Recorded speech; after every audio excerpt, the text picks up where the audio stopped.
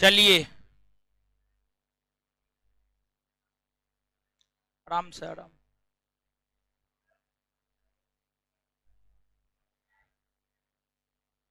Live हो गया है, लाइव हो गया। लीजिए पी लेते हैं। आप ठीक करवाए थे, कहाँ लेकर के चले गए? अरे कुछ न लेना चाहिए।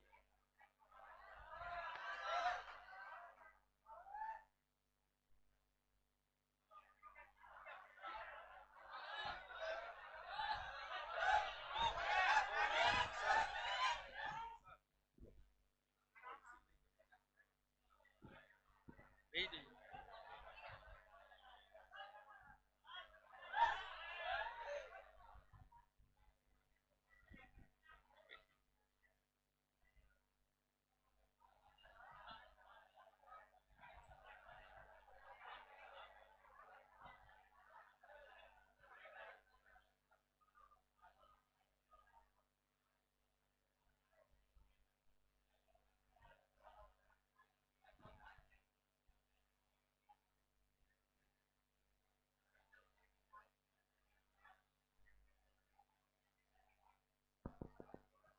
चलिए हाँ बोलिए, क्या हुआ?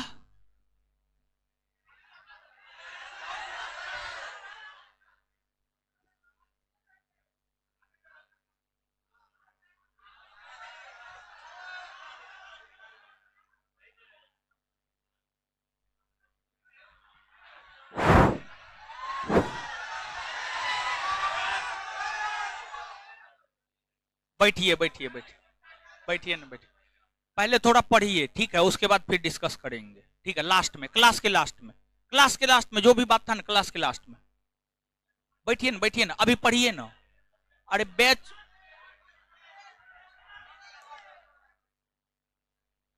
चलिए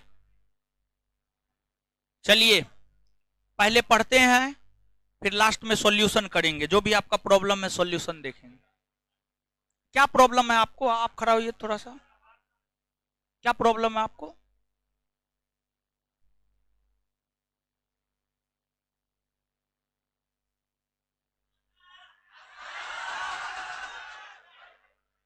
यानी आपके कहने का मतलब ये है सीट जितना उससे ज्यादा एडमिशन ले लें?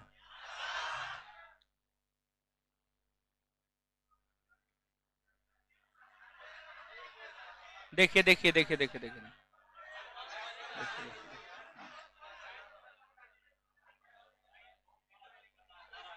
हाँ? देखिए एक बात बताइए, धकेला धकेली करता कौन है? वो करता है। हाँ? क्या कार्ड चेक नहीं करता है?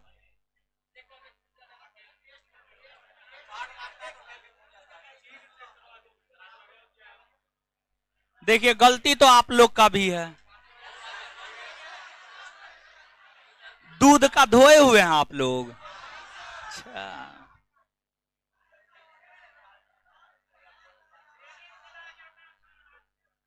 देखिए जहां तक एडमिशन का बात है, जितना सीट है उतना एडमिशन नहीं हुआ है। बात यह है कि बहुत सारा लड़का जब आई कार्ड चेक होता है ना तो धकेल के घुस जाता है, ठीक है, ये चीज होता है, ये चीज नहीं होता है, नहीं होता है। हाँ? क्या? अभी चेक करें।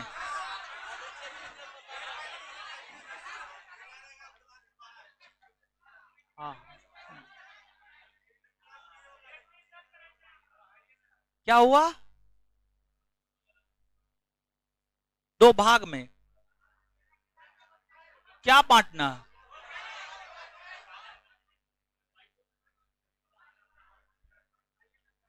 आई कार्ड अभी चेक करवाएं, देखिए तुरंत पता चल जाएगा, दूध का दूध पानी का पानी हो जाए, पक्का ना?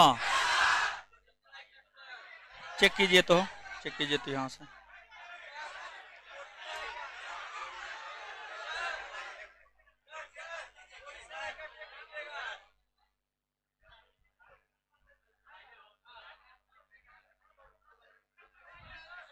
अपना आई कार्ड दीजिए आप दीजिए अपना आई कार्ड।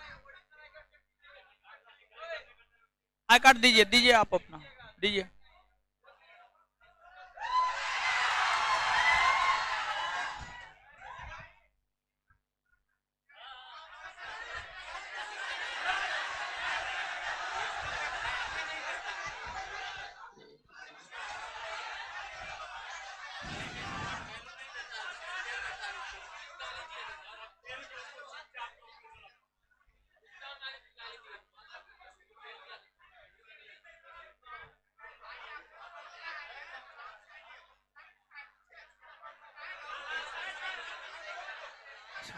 अच्छा आप लोग शांत होइए, शांत होइए।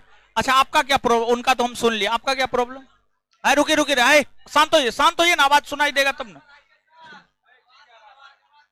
है आवाज तो ठीक है जी। रुके रुके रुके, बोलिए। ऐसा व्यवहार किया आपके साथ?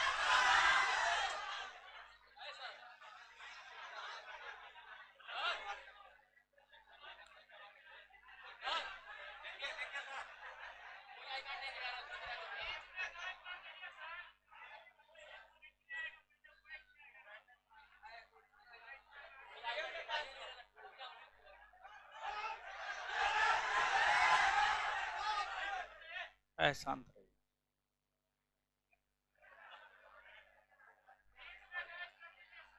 आए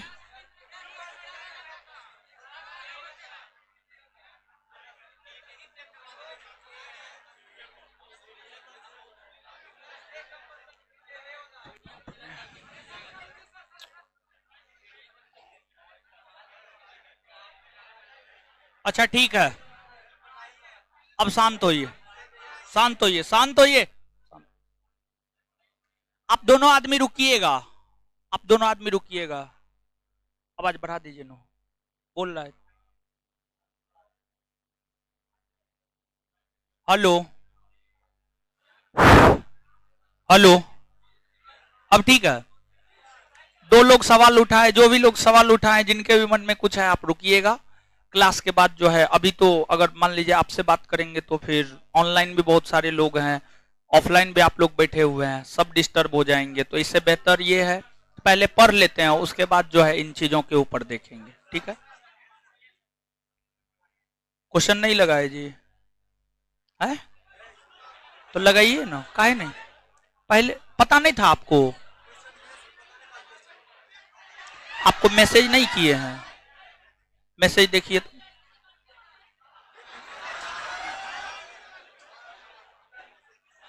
मैंने नहीं किए हैं? है नहीं आया हुआ है मैसेज? बात करते हैं, देखिए तो। है रुकिए रुकिए,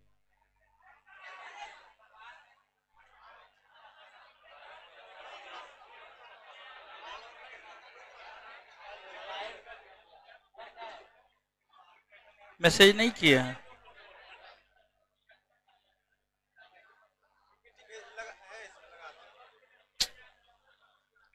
चलिए, क्या पढ़ा रहे थे बोलिए?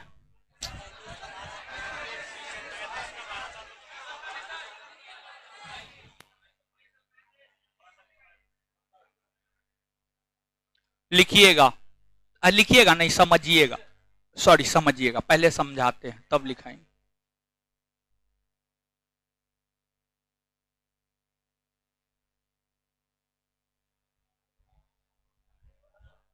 चलिए देखिए, अब हम लोग यह देखेंगे कि 1935 के भारत शासन अधिनियम की क्या विशेषता है।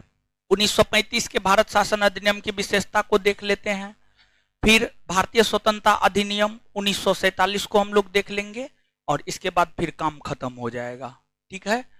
तो अब हम लोग आते हैं, लेकिन 2-4-5 गो क्वेश्चन पूछते हैं, आराम से जवाब दीजिएगा। बताइएगा, मुसलमानों को पृथक निर्वाचन का अधिकार किस अधिनियम 1909 के तहत दिया गया?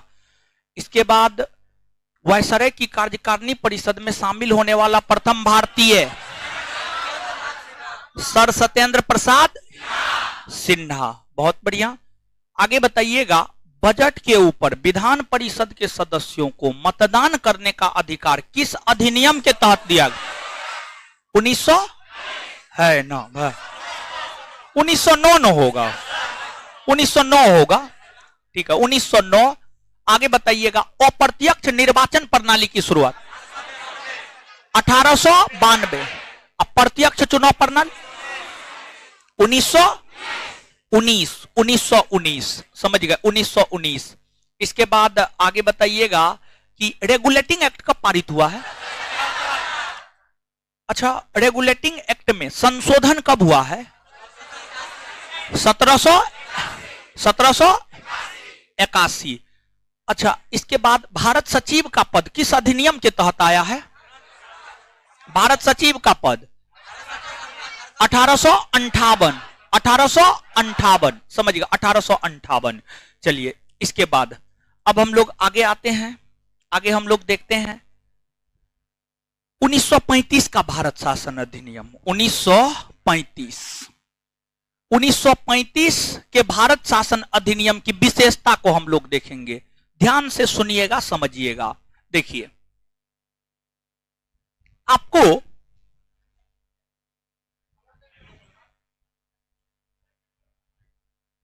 देखिए 1935 के भारत शासन अधिनियम, अगर हम 1935 के भारत शासन अधिनियम की बात करें तो इस अधिनियम की कई सारी विशेषताएं हैं। इस अधिनियम की पहली विशेषता यह है, एक तो जब यह अधिनियम पारित हुआ था ना, तो भारतीयों ने इसका विरोध किया। जैसे कि पंडित नेहरू ने, चक्रवर्ती राज गोपालाचारी ने, इसके बाद मोहम्मद अली जिन्ना ने, इन सभी लोगों ने इसका विरोध किया। और पंडित नेहरू इस अधिनियम का विरोध करते हुए यहां तक कहे कि यह गुलामी का एक और अधिकार पत्र है, गुलामी का एक और अधिकार पत्र है, या इसे दास्ता पत्र की संज्ञा दी।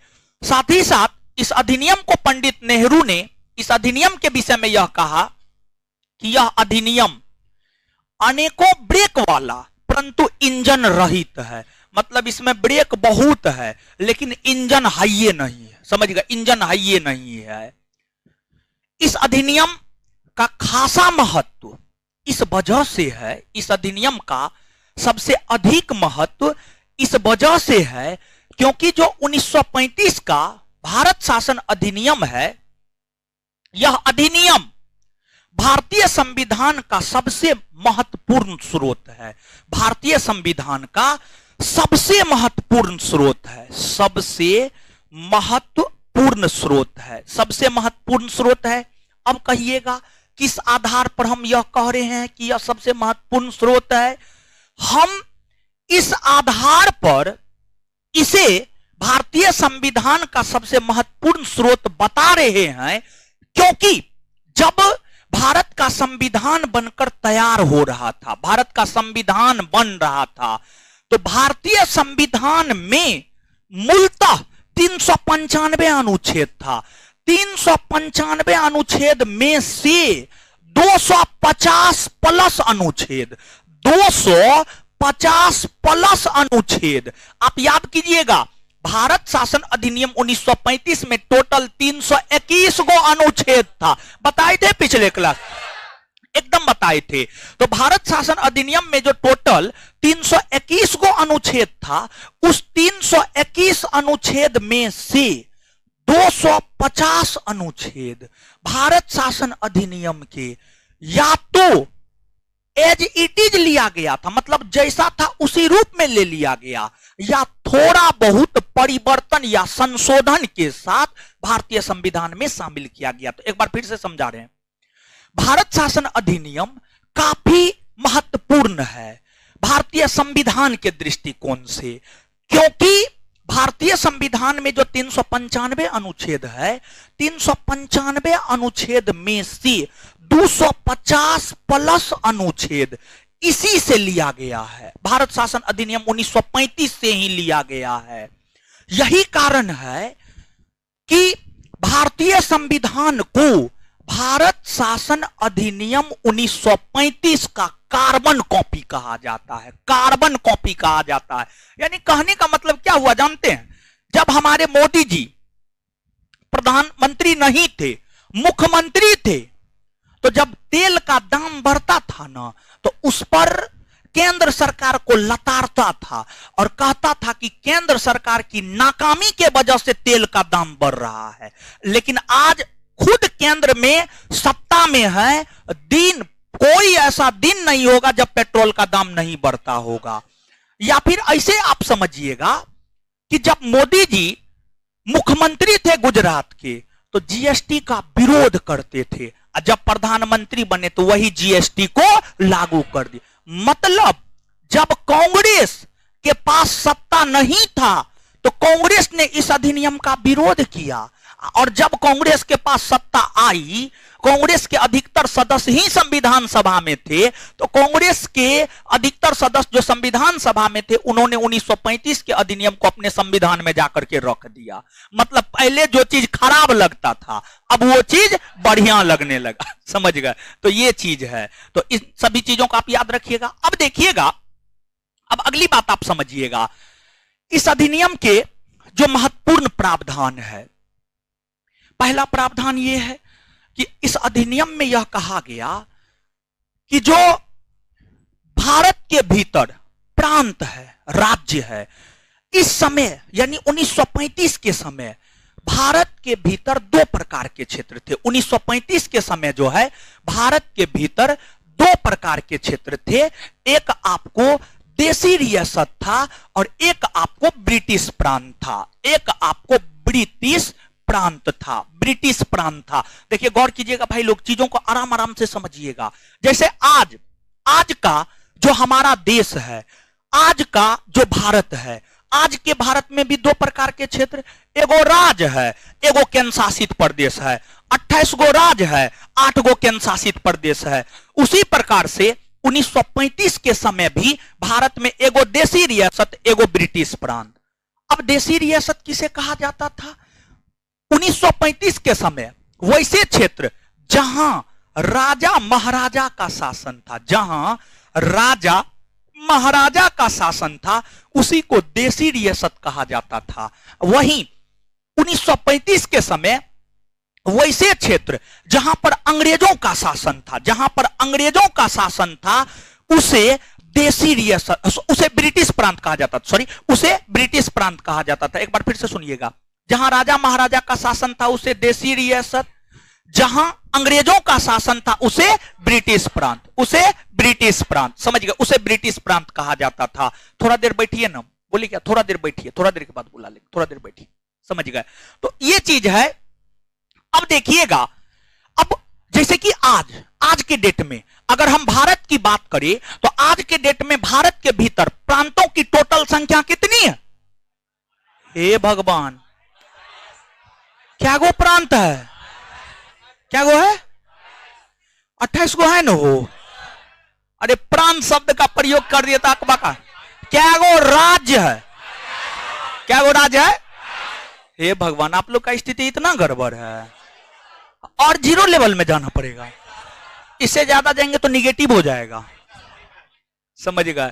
तो भारत में 28 गो प्रांत या 28 गो राज्य है। क्या गो प्रांत या क्या गो राज्य? 28 गो प्रांत या 28 गो राज्य है। तो अब आपके दिमाग में यहां पे यह प्रश्न आना चाहिए कि 1935 के भारत के समय क्या गो प्रांत था, क्या गो राज्य था?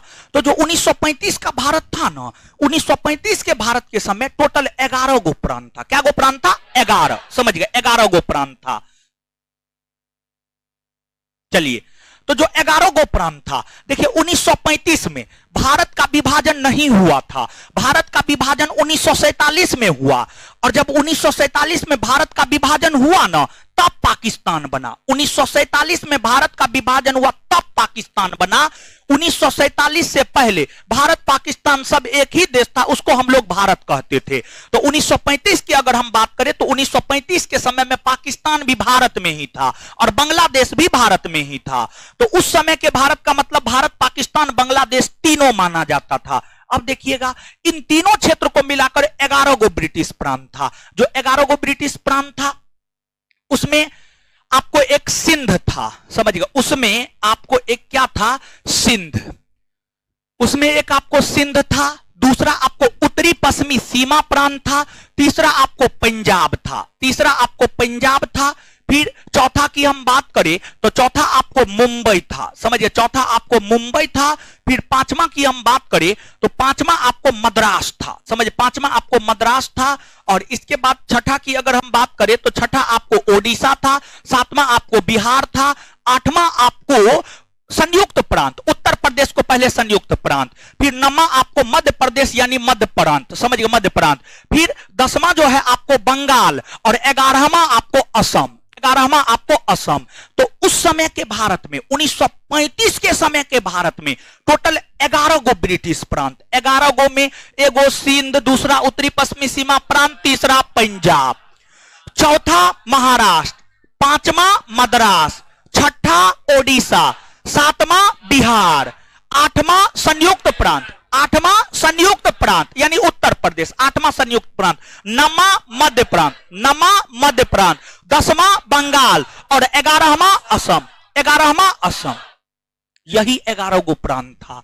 तो कहा यह गया कि जो ये 11 ब्रिटिश प्रांत है, और उस समय देशी रियासत की संख्या 600 के आसपास था, 600 के आसपास था, 500 से अधिक था।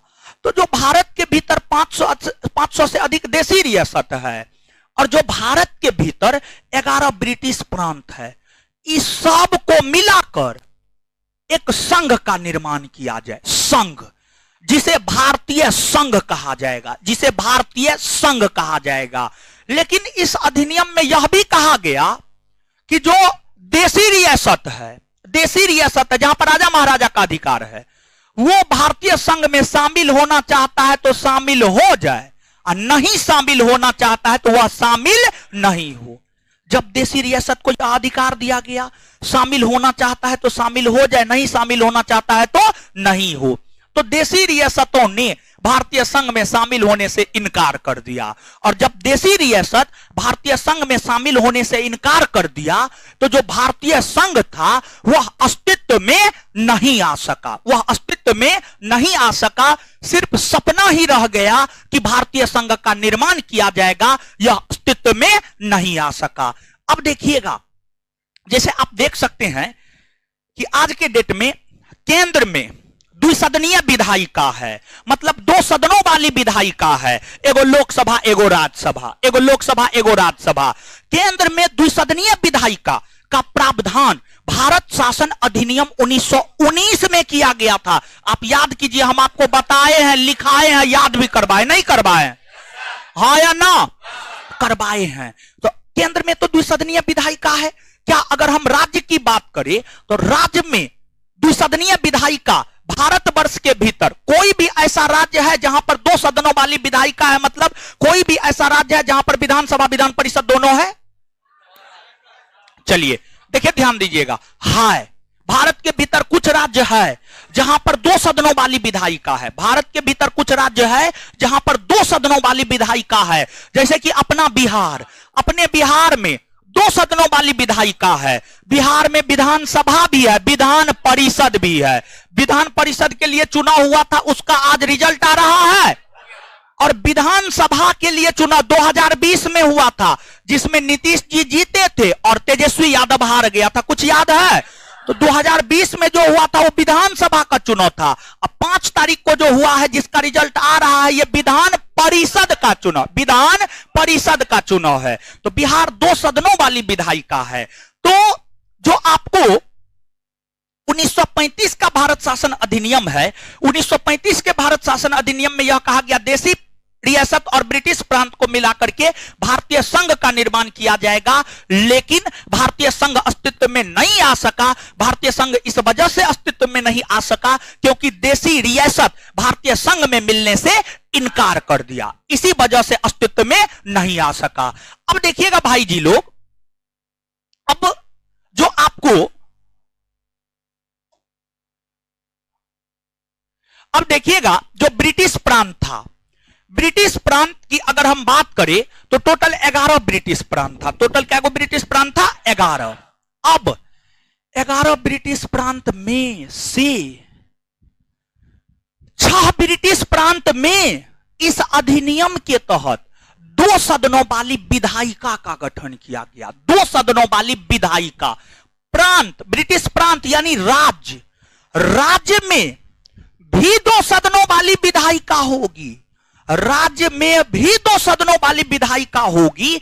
यह प्रावधान 1935 के भारत शासन अधिनियम में किया गया और इस प्रावधान के तहत 6 प्रांत में, इस प्रावधान के तहत 6 प्रांत में 2 सदनों वाली विधायिका का गठन किया गया और जो 6 प्रांत में 2 सदनों वाली विधायिका का गठन किया गया उसमें एक अपना बिहार है, दूसरा आपको संयुक्त प्रांत है, फिर मध्य प्रांत है, फिर आपको बंबई है, मद्रास है और ओडिशा है। समझिएगा, ओडिशा है।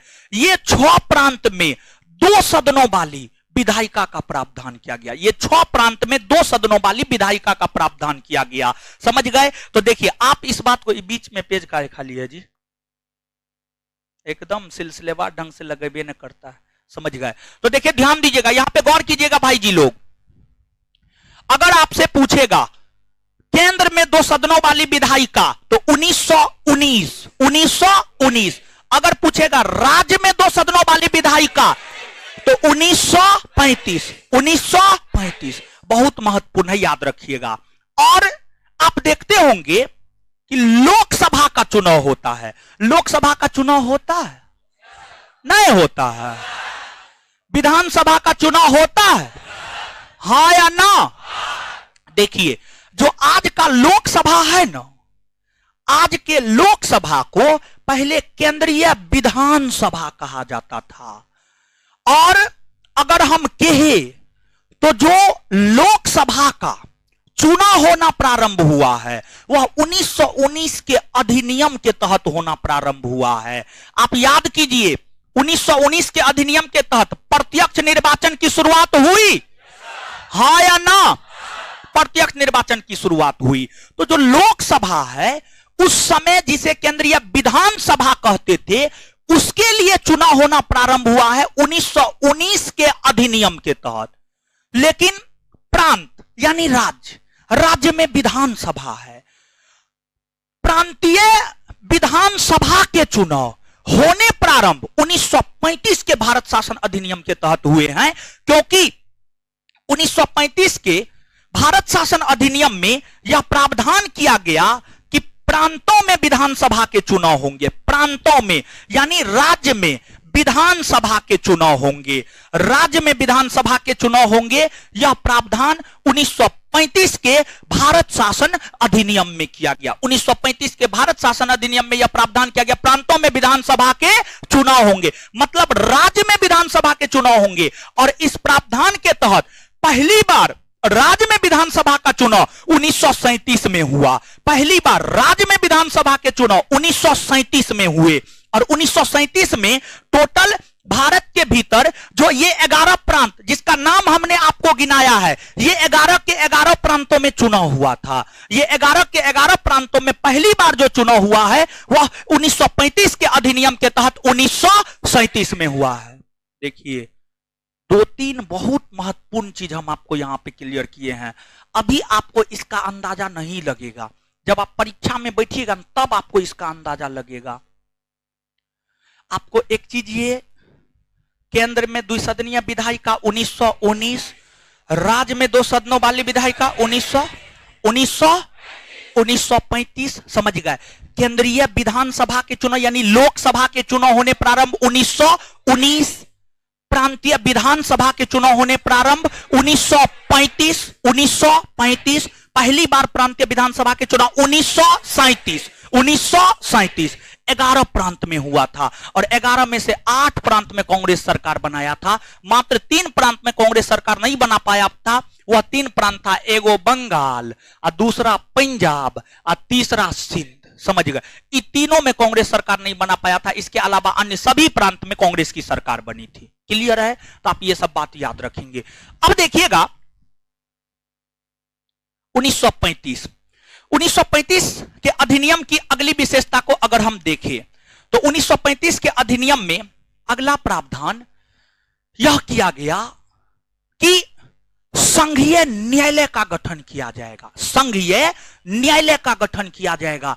देखिए, जब आपको 1935 में यह प्रावधान किया गया कि संघीय न्यायालय का गठन किया जाएगा, इसी प्रावधान के तहत 1937 ईस्वी में संघीय न्यायालय के गठन हुए। 1937 ईस्वी में संघीय न्यायालय के गठन हुए।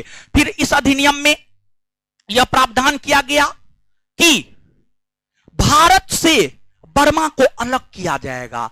जब अंग्रेज था न हो, तो अंग्रेज जो है ना, बर्मा को जीतकर भारत में मिला लिया था। बर्मा को जीतकर भारत में मिला लिया था। और बर्मा को जीतने के लिए, बर्मा यानी म्यांमार, बर्मा समझ रहे हैं, म्यांमार समझ गए। देखिए यहां पर है बर्मा, ये भारत के पूर्वी भाग में, ये जो है ना, ये आपको बर्मा है, इसी को हम लोग म्यांमार भी कहते हैं। तो ये जो बर्मा है ना, ये भारत में कभी पहले हुआ करता था, भारत का ही अंग था। 3 गो आंग्ल बर्मा युद्ध लड़ा गया। अंग्रेजों ने 3 युद्ध लड़ा। प्रथम आंग्ल बर्मा युद्ध 1824 से 26, द्वितीय आंग्ल बर्मा युद्ध 1852 और तृतीय आंग्ल बर्मा युद्ध 1885। इन तीनों युद्धों के माध्यम से अंग्रेजों ने बर्मा को जीतकर भारत में मिला लिया।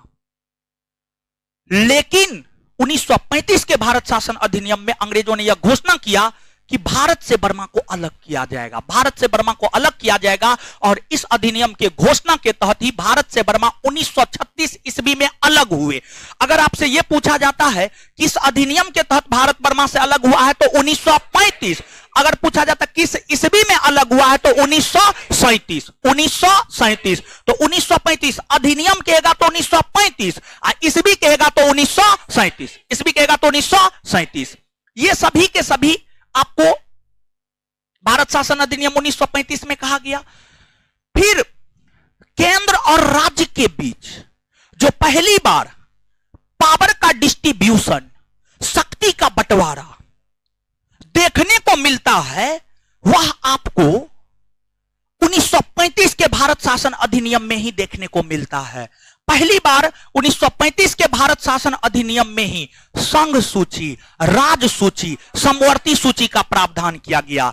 संघ सूची, राज सूची और समवर्ती सूची, संघ सूची, राज सूची, समवर्ती सूची का प्रावधान किया गया। कहा गया संघ सूची में जो विषय है उस पर कानून संघ सरकार, राज सूची में जो विषय है उस पर कानून राज्य सरकार।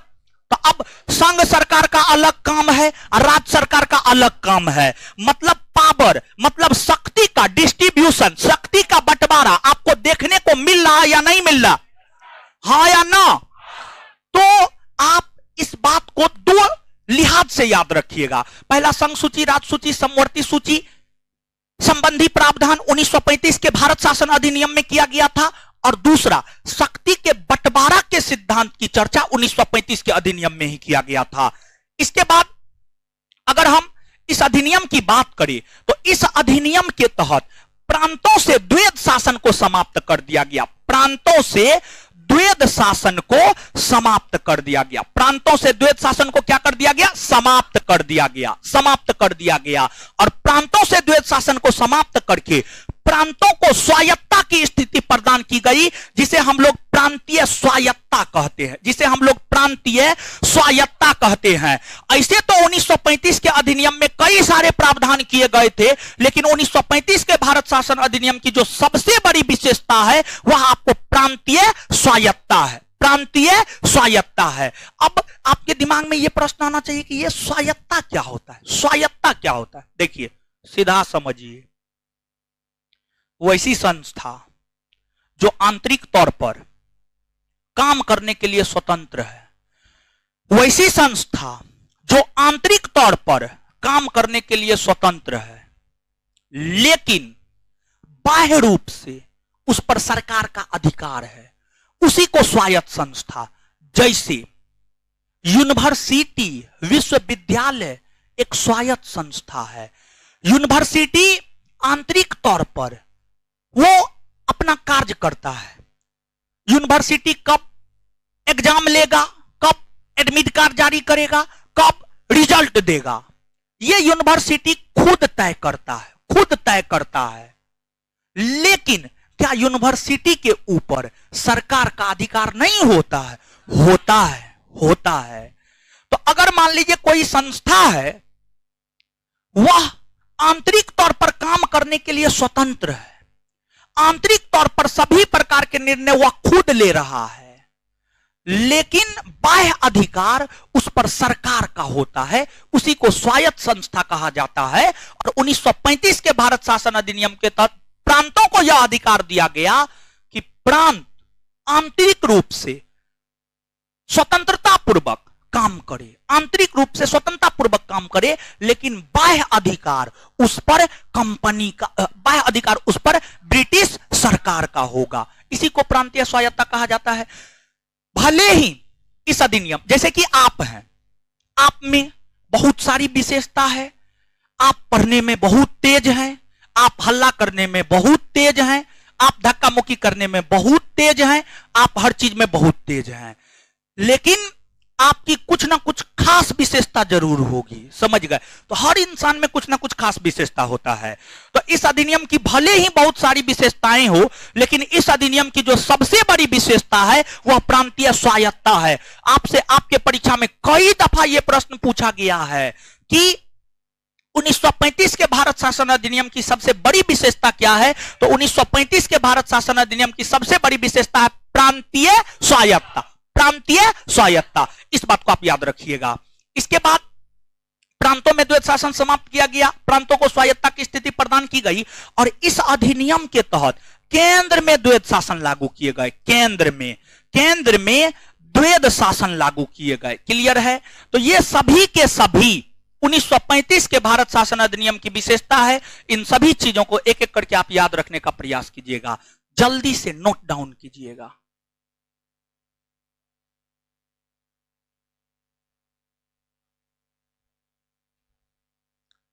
फटाक से नोट डाउन कीजिए।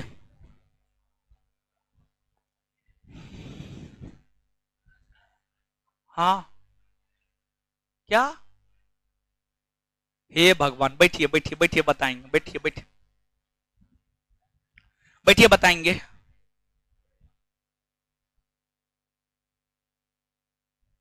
चलिए लिखिएगा, जहां तक आप लिखे थे उससे आगे लिखेगा। इस अधिनियम की प्रमुख विशेषता निम्न है, इस अधिनियम की प्रमुख विशेषता निम्न है।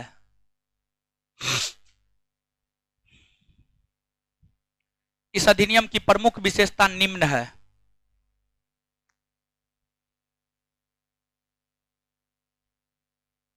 एक नंबर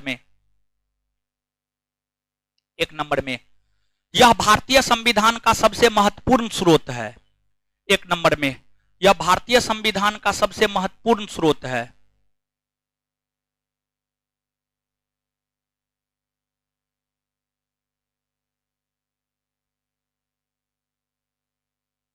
यह भारतीय संविधान का सबसे महत्वपूर्ण स्रोत है।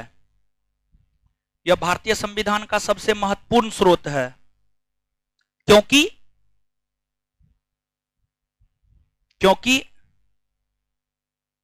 भारतीय संविधान के अधिकतर प्रावधान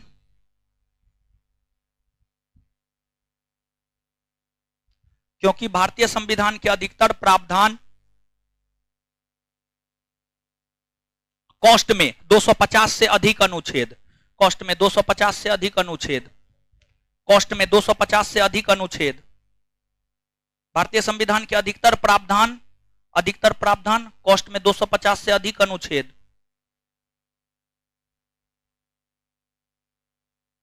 250 से अधिक अनुच्छेद,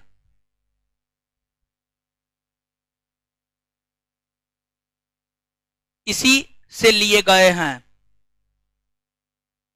इसी से लिए गए हैं, इसी से लिए गए हैं, इसी से लिए गए हैं, फुल स्टॉप।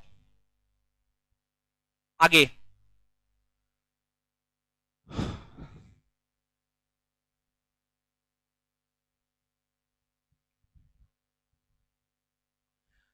आगे 2 नंबर में लिखिएगा, इस अधिनियम में कहा गया कि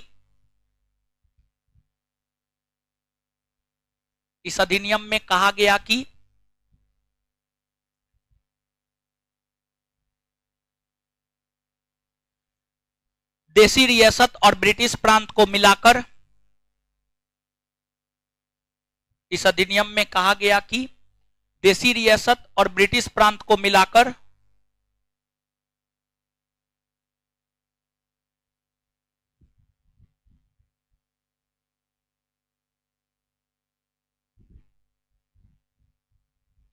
इस अधिनियम में कहा गया कि ब्रिटिश प्रांत और देसी रियासत को मिलाकर, टेलीग्राम पर डालने वाला क्वेश्चन भेज दिया, बोलिए टेलीग्राम पे डाल देगा। इस अधिनियम में कहा गया कि देसी रियासत और ब्रिटिश प्रांत को मिलाकर भारतीय संघ का निर्माण किया जाएगा। भारतीय संघ का निर्माण किया जाएगा।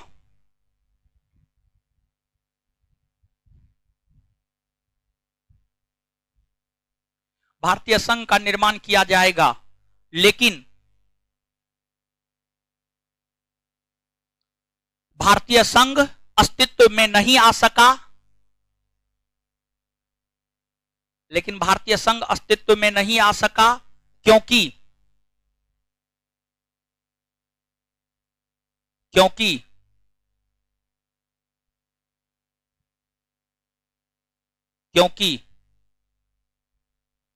देसी रियासत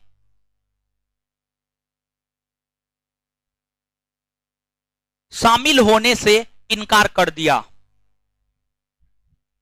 क्योंकि देसी रियासत शामिल होने से इनकार कर दिया।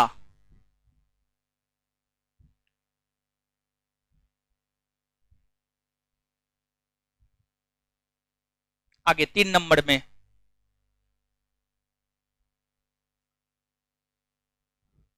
प्रांतों में विधानसभा के चुनाव करवाए जाएंगे।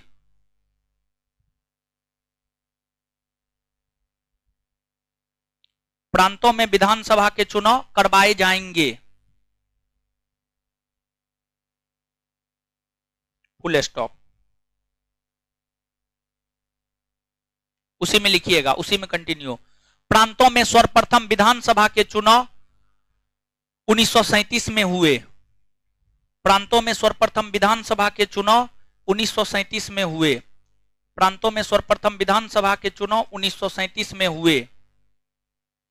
प्रांतों में सर्वप्रथम विधानसभा के चुनाव 1937 में हुए।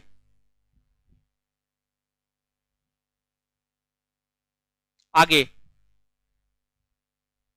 इस अधिनियम के तहत ही 1937 में, 1 मिनट लिखिए, कोई 1 मिनट पहले यही बात लिख लीजिए, ज्यादा जरूरी है। नेक्स्ट पॉइंट, इस अधिनियम के तहत प्रांतों में, इस अधिनियम के तहत प्रांतों में द्विसदनीय, प्रांतों में द्विसदनीय विधायिका का प्रावधान किया गया। इस अधिनियम के तहत प्रांतों में द्विसदनीय विधायिका का प्रावधान किया गया।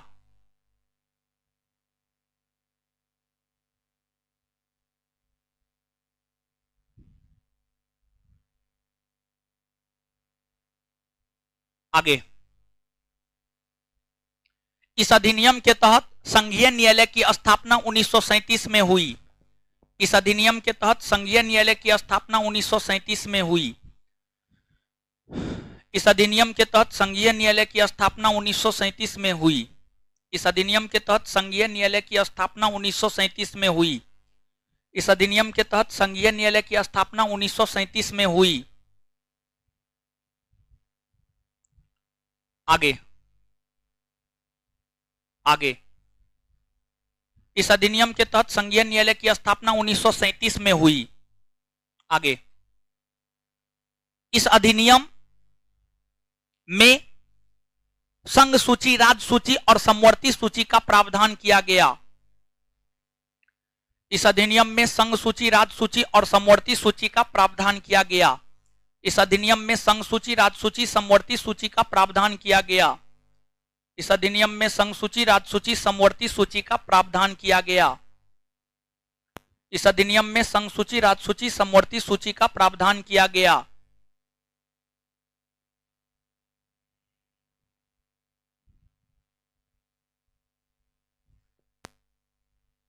आगे नेक्स्ट पॉइंट, प्रांतों से द्वैध शासन को समाप्त किया गया। प्रांतों से द्वैध शासन को समाप्त किया गया।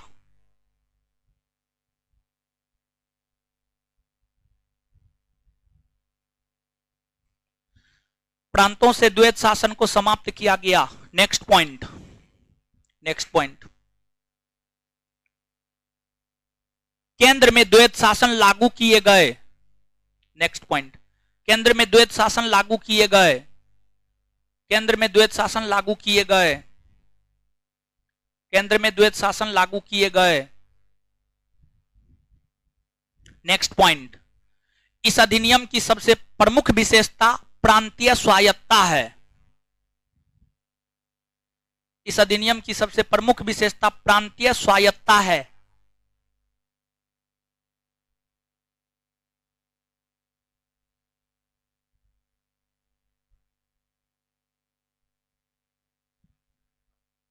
इस अधिनियम की सबसे प्रमुख विशेषता प्रांतीय स्वायत्तता है। इस अधिनियम की सबसे प्रमुख विशेषता प्रांतीय स्वायत्तता है। प्रांतीय स्वायत्तता है। नेक्स्ट पॉइंट, पंडित नेहरू ने इस अधिनियम को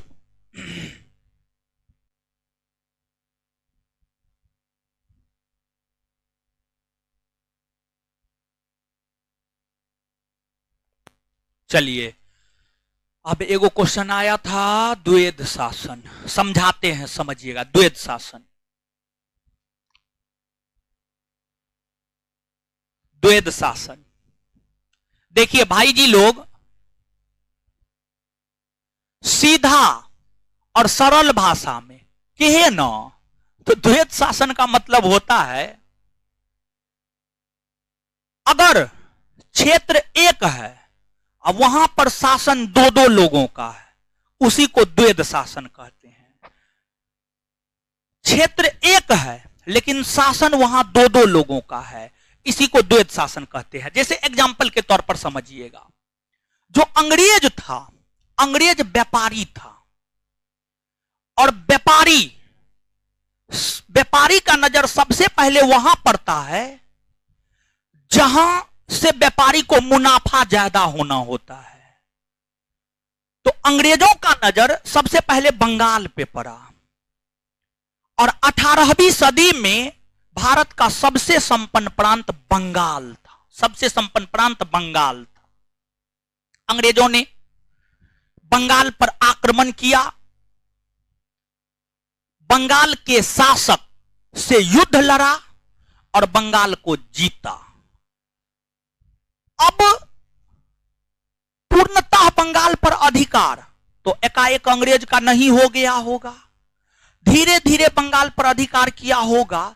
जैसे आप हैं, आज आप धक्का मुक्की कर लेते हैं, लेकिन जब आप 2 बरस के होंगे तो आप धक्का मुक्की करने की स्थिति में होंगे?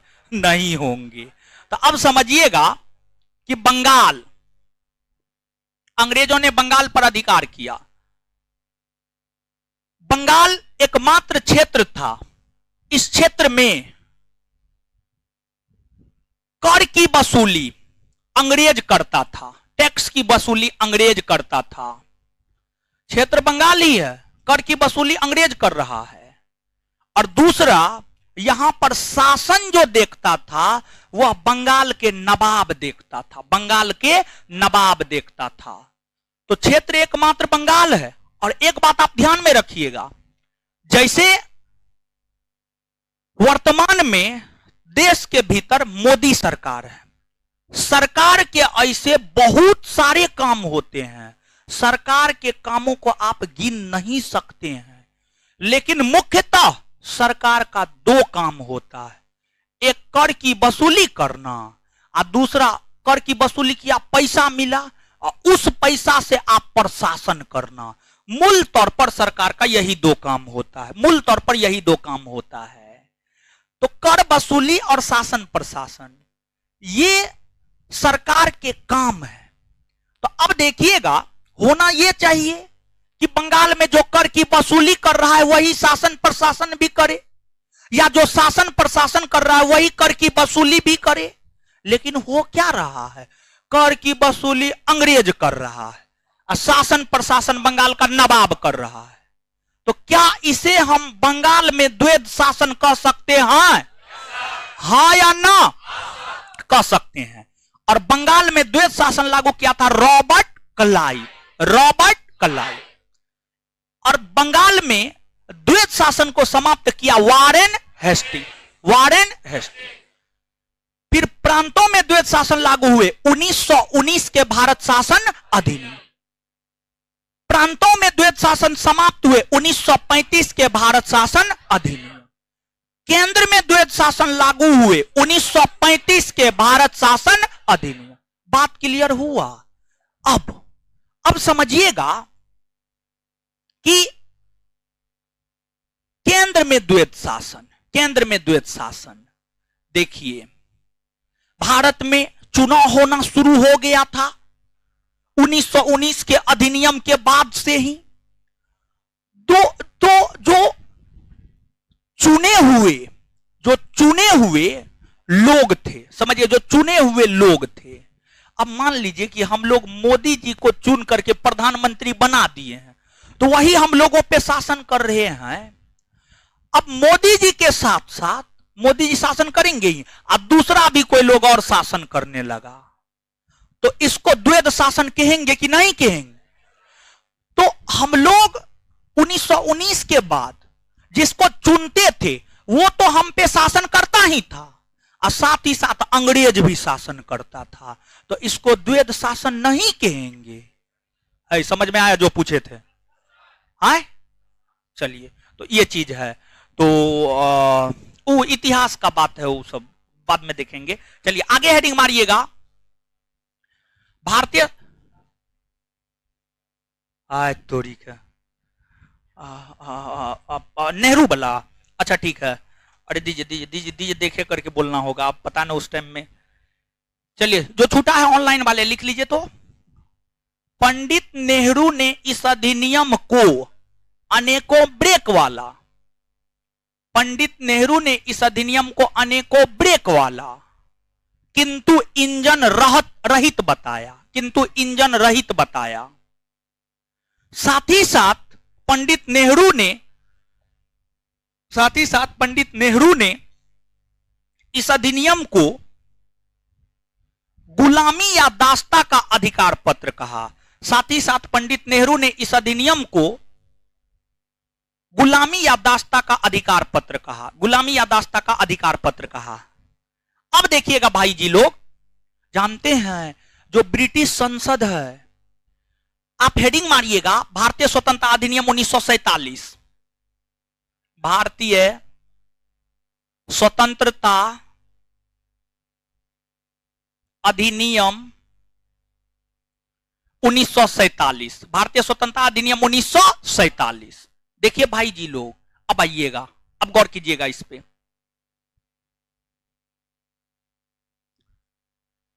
ये जो भारतीय स्वतंत्रता अधिनियम 1947 है, बस हो गया 5-10 मिनट। भारतीय स्वतंत्रता अधिनियम 1947 है, ब्रिटिश संसद द्वारा, ब्रिटिश संसद, ब्रिटिश पार्लियामेंट, ब्रिटिश संसद द्वारा पारित किया गया यह अंतिम अधिनियम है। ब्रिटिश संसद द्वारा पारित किया गया यह अंतिम अधिनियम है। इस अधिनियम के तहत माउंटबेटन योजना को स्वीकृति दी गई। इस अधिनियम के तहत माउंटबेटन योजना को स्वीकृति दी गई। माउंटबेटन योजना को स्वीकृति दी गई। और जो माउंटबेटन योजना है ना, माउंटबेटन योजना में ही यह घोषणा किया गया था कि भारत की सत्ता भारतीयों के हाथ में सौंप दी जाएगी। सत्ता सौंपने से पहले भारत का विभाजन और पाकिस्तान का निर्माण होगा तथा भारत और पाकिस्तान नाम से 2 नए अधिराज्य बनाए जाएंगे। 2 नए अधिराज्य बनाए जाएंगे और इन दोनों अधिराज्यों में तब तक शासन भारत शासन अधिनियम 1935 के तहत चलेगा जब तक कि इन दोनों अधिराज्यों का अपना कानून बनकर तैयार नहीं हो जाता है। ये तमाम प्रकार की बातें माउंटबेटन योजना में की गई और माउंटबेटन योजना को स्वीकृति देने के लिए ही यह अधिनियम आया और इस अधिनियम के तहत ही भारत को आजादी मिली। और यह जो अधिनियम है, यह अधिनियम 4 जुलाई 1947 को ब्रिटेन की संसद में रखा गया और ब्रिटेन की संसद ने इस अधिनियम को 18 जुलाई 1947 को पारित किया। 18 जुलाई 1947 को पारित किया। बिहार पुलिस का यह पूछा हुआ क्वेश्चन है कि भारतीय स्वतंत्रता अधिनियम को ब्रिटिश संसद ने पारित कब किया है, तो इसका उत्तर होगा 18 जुलाई 1947। 18 जुलाई 1947।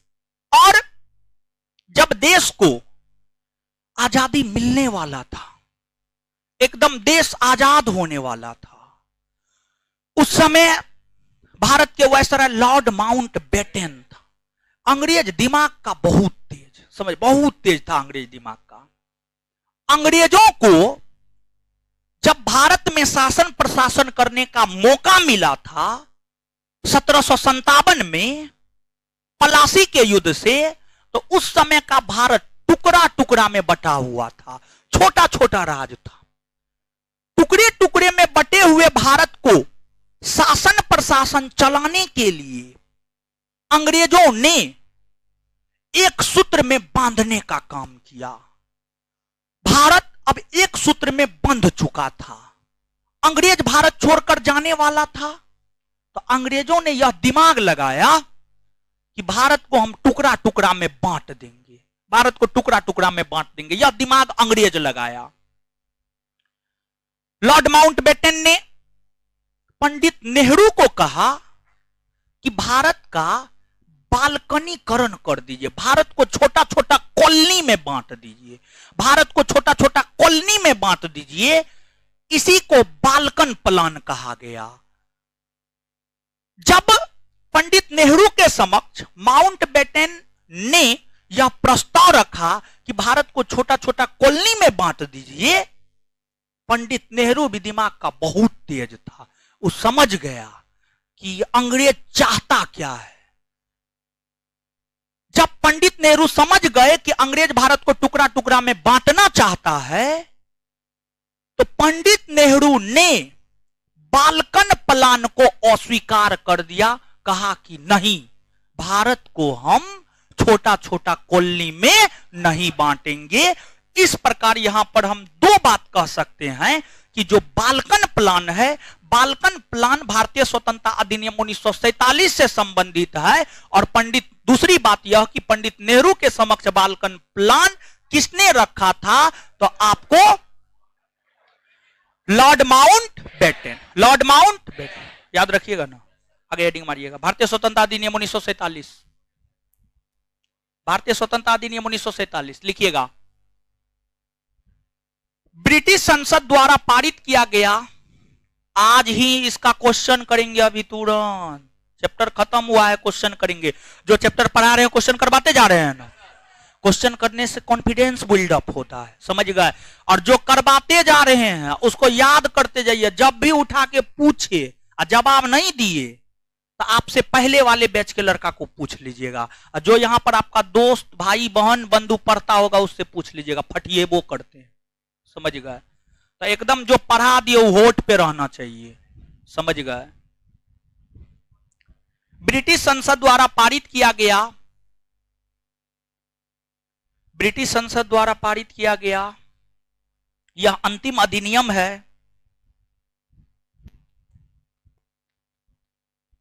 ब्रिटिश संसद द्वारा पारित किया गया यह अंतिम अधिनियम है, यह अंतिम अधिनियम है। इस अधिनियम को ब्रिटिश संसद में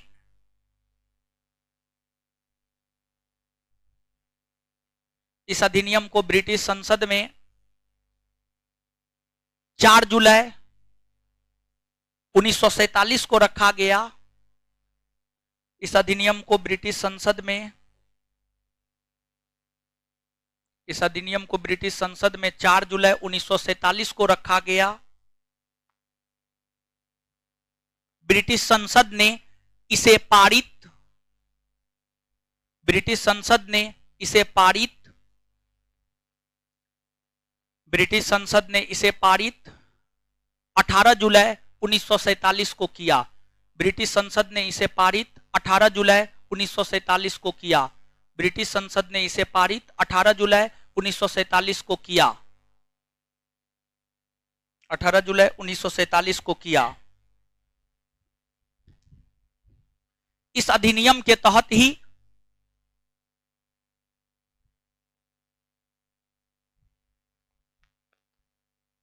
इस अधिनियम के तहत ही माउंटबेटन योजना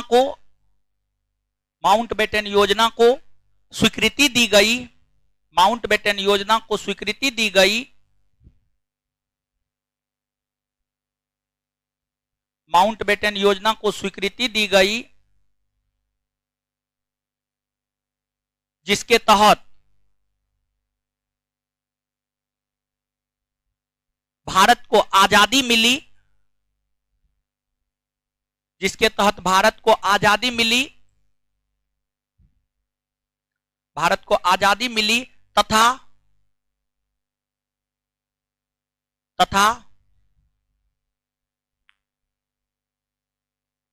भारत का विभाजन हुआ और पाकिस्तान का निर्माण हुआ, तथा भारत का विभाजन हुआ और पाकिस्तान का निर्माण हुआ, तथा भारत का विभाजन हुआ और पाकिस्तान का निर्माण हुआ।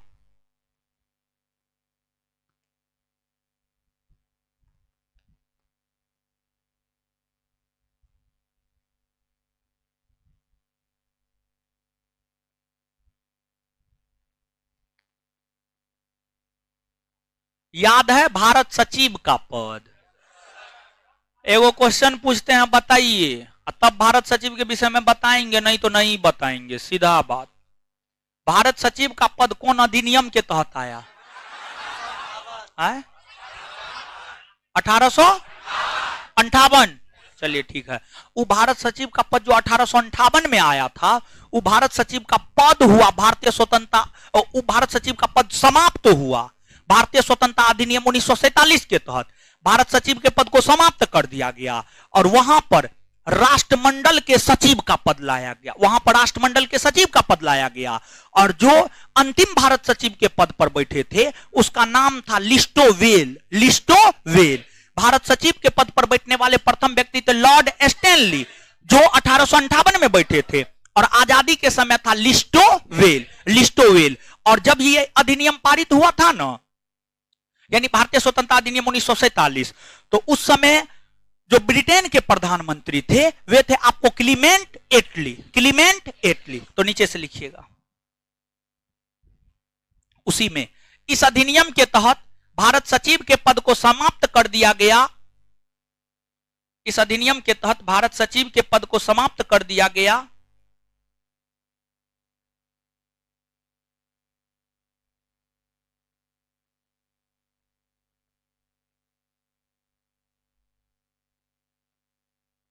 इस अधिनियम के तहत भारत सचिव के पद को समाप्त कर दिया गया तथा राष्ट्रमंडल के सचिव का पद लाया गया। तथा राष्ट्रमंडल के सचिव का पद लाया गया।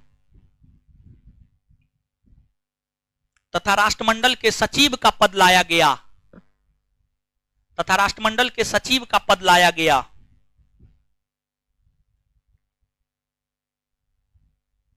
नीचे से नोट देकर के लिखिएगा। प्रथम भारत सचिव, नोट देकर के लिखिएगा, प्रथम भारत सचिव लॉर्ड स्टैनली बने थे।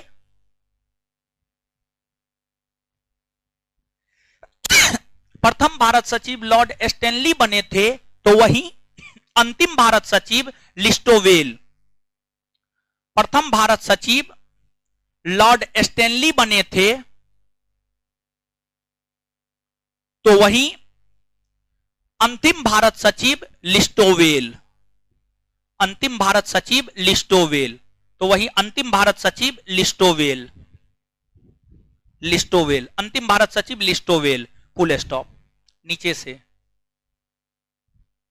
बाल्कन प्लान का संबंध, नीचे से बाल्कन प्लान का संबंध, बाल्कन बाल्कन लिखना होगा। हे भगवान, हे भगवान।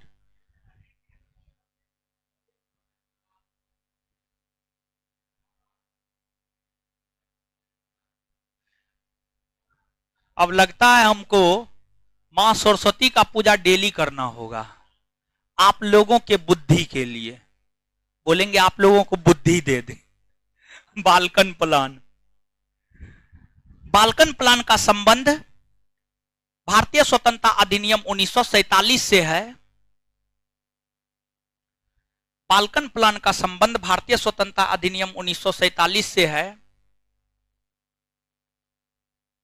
बाल्कन प्लान का संबंध भारतीय स्वतंत्रता अधिनियम 1947 से है। उसी में पंडित नेहरू के समक्ष बाल्कन प्लान, पंडित है भगवान है, बाल्कन प्लान का संबंध भारतीय स्वतंत्रता अधिनियम 1947 से है। पंडित नेहरू के समक्ष बाल्कन प्लान, पंडित नेहरू के समक्ष बाल्कन प्लान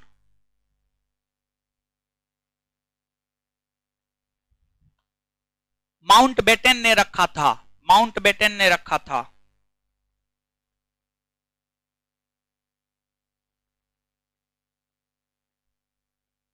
चलिए आ जाइए तो भेज दीजिएगा। आए सुनिए आप लोग, आई पढ़िए उसको जो लिखा है अभी 1 मिनट में पढ़िए। आ जाइए 1 मिनट में पढ़िए उसको, 1 मिनट में पढ़िए। और एगो पॉइंट नहीं लिखा है, प्रधानमंत्री वाला नहीं लिखा है, लिख लीजिए ना एगो पॉइंट। और जब इतना लिखे हैं तो भी लिख लीजिए ना। लिखिएगा, आजादी के समय ब्रिटेन के प्रधानमंत्री, आजादी के समय ब्रिटेन के प्रधानमंत्री क्लीमेंट एटली थे। आजादी के समय ब्रिटेन के प्रधानमंत्री क्लीमेंट एटली थे। क्लीमेंट एटली, हे भगवान। आजादी के समय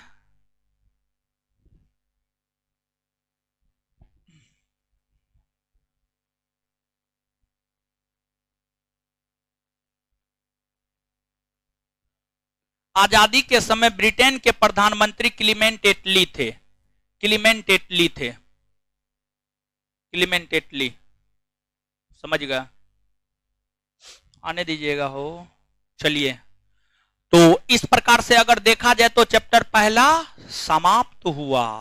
अब इसके क्वेश्चन को हम लोग देख लेंगे, अभी ही देखेंगे, आज ही देखेंगे, समझ गए? आज देखेंगे, अभी देखेंगे। अभी बहुत टाइम, आधा घंटा टाइम है। सब चीज पढ़ा दिए हैं, क्वेश्चन तो 2 मिनट में बने। हाँ, क्या बोल रहे हैं? कॉल मार पटा से ठीक कर देंगे। आज देखेंगे, आज अभी अभी तुरंत देखेंगे। चलिए, आए आप लोग हल्ला मत कीजिए। इनको जानते हैं? जानते हैं ना? कौन है ये? दिलीप कुमार। हाँ, देखिए नहीं जानते हैं तो जानिए। दिलीप जी हैं, उपाधि है छात्र नेता। छात्रों के हक के लिए लड़ाई लड़ते हैं। ऑनलाइन वाले आप लोग भी सुनिएगा। छात्रों के हक के लिए लड़ाई लड़ते हैं। छात्रों की आवाज को प्रखरता से सरकार के समक्ष रखते हैं। इनके आंदोलन का बिहार की शैक्षणिक व्यवस्था में बहुत बड़ा प्रभाव पड़ा है। आप परीक्षा में क्वेश्चन वायरल हो, इसको लेकर के मुद्दा उठाते हैं। समय समय पर वैकेंसी आनी चाहिए, इसको लेकर के मुद्दा उठाते हैं। 35% जो महिला आरक्षण बिहार में है, सिर्फ बिहार की महिलाओं को ही मिलना चाहिए, बिहार की लड़कियों को ही मिलना चाहिए, इसको लेकर के मुद्दा उठाते हैं। और ये सभी हर छात्र का मांग है। तो हर छात्र के मांग को ये उठाते हैं, नेतृत्व करते हैं। बस जरूरत ये है कि आपको इनका साथ देना होगा, क्योंकि ये अकेले कुछ नहीं कर सकते हैं। लेकिन अगर आप इनके पीछे खड़ा होंगे तो ये आपके हक के लिए लड़ाई लड़ेंगे और आपको हक, आपका जो हक है, आपका जो अधिकार है, वो अधिकार आपको दिलाएंगे। तो इनके द्वारा सरकार से 12 प्रकार की मांग की गई है, जिसे 12 सूत्री मांग कहेंगे हम लोग। 12 सूत्री मांग में यही सब है, परीक्षा में लेट लतीफी ना हो, 35% बिहार की लड़कियों को आरक्षण मिले, वैकेंसी समय पर आए, वैकेंसी क्लियर समय पर हो।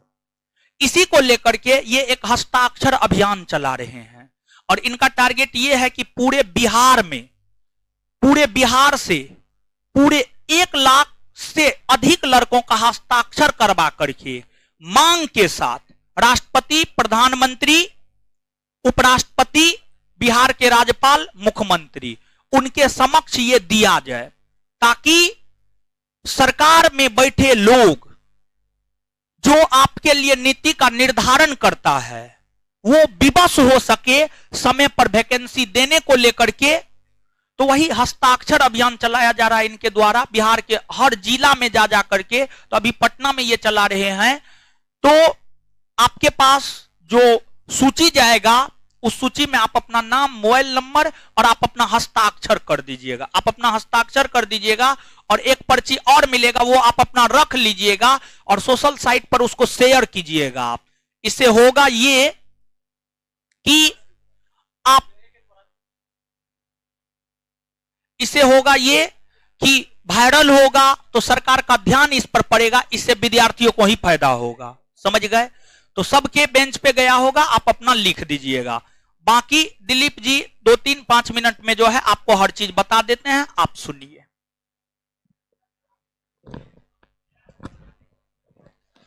देखिए, जो आपको दिया गया होगा हस्ताक्षर अभियान वाला, तो उसमें गर्ल्स को जो दिए हैं वो गर्ल्स के पास ही रहेगा।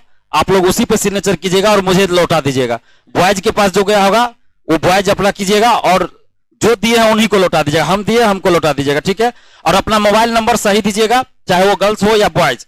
आपके मोबाइल नंबर का कहीं भी कोई दुरुपयोग नहीं होगा, इतना भरोसा रखिए। क्योंकि आप देखिएगा उससे ऊपर लड़की लोग का ही सिग्नेचर है। आपके पास जो भी गया होगा सभी लड़की का उससे मोबाइल नंबर दिया गया है। और ये हम इसलिए ले रहे हैं ताकि कोई भी अपडेट हो आगे किसी भी वैकेंसी को लेके, तो आप तक हम सूचना पहुंचा सके, टेलीग्राम ग्रुप के माध्यम से हो या व्हाट्सएप ग्रुप के माध्यम से। और यूट्यूब पे आप देखिएगा दिलीप कुमार स्टूडेंट लीडर, तो मेरा मिल जाएगा उसमें सारा चीज। आप लोग सब्सक्राइब कर लीजिएगा ताकि कोई भी आगे हम करे कुछ तो आप लोगों तक पता चल सके, आप लोगों तक बात जा सके। और सर तो बहुत चीज बता ही चुके हैं।